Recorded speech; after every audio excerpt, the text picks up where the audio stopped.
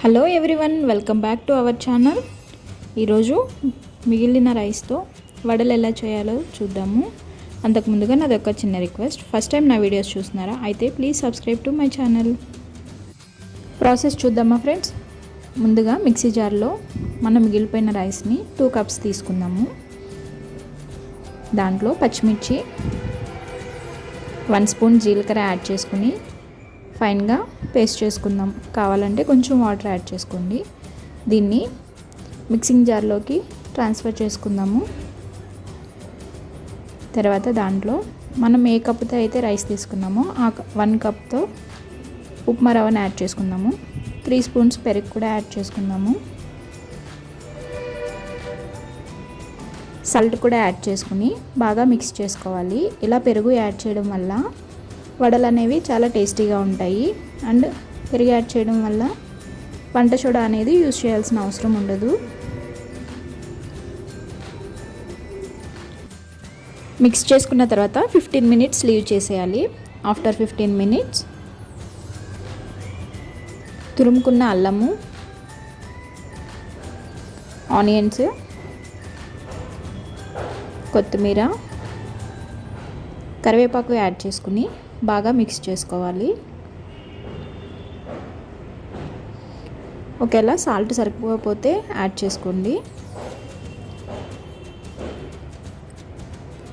అలా మిక్స్ చేసిన తర్వాత హ్యాండ్స్కి కొంచెం వాటర్ తడి చేసుకుని తర్వాత మనకు కావాల్సిన సైజులో వడ చేసుకోవాలి. నేను ఇలా హ్యాండ్తోనే చేస్తున్నాను, మీరు కావాలంటే కవర్ పెట్టి చేసుకోవచ్చు. అలా చేసుకున్న వడల్ని హీట్ అయిన ఆయిల్లో డిప్ చేసుకోవాలి. సేమ్ ప్రాసెస్ ఫాలో అవ్వాలి రిమైనింగ్ పిండికి కూడా.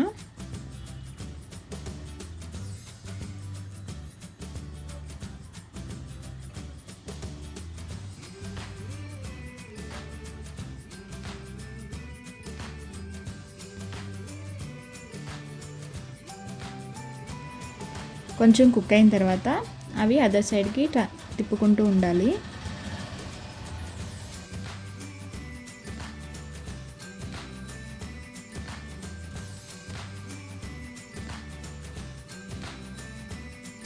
టూ సైడ్స్ ఈవెన్గా తిప్పుకుంటూ గోల్డెన్ కలర్ వచ్చేంత వరకు ఫ్రై చేసుకోవాలి. ఇలా గోల్డెన్ కలర్ వచ్చిన తర్వాత సర్వింగ్ ప్లేట్లోకి సర్వ్ చేసుకుందాము. క్రిస్పీగా ఉండే లెఫ్ట్ ఓవర్ రైస్తో చేసిన వడలు రెడీ అయిపోయినాయి. ఈ రెసిపీని మీరు కూడా ట్రై చేసి నాకు ఎలా వచ్చిందో కామెంట్లో చెప్పండి. ఇవి క్రిస్పీగా లోపల సాఫ్ట్గా చాలా టేస్టీగా ఉంటాయి. ఇవి సర్వ్ చేసుకునేటప్పుడు పల్లీ చట్నీతో కానీ సాస్తో కానీ సర్వ్ చేసుకోవచ్చు. ఈ వీడియో మీకు నచ్చినట్టయితే లైక్ చేయండి, కామెంట్ చేయండి, షేర్ చేయండి. Thank you for watching.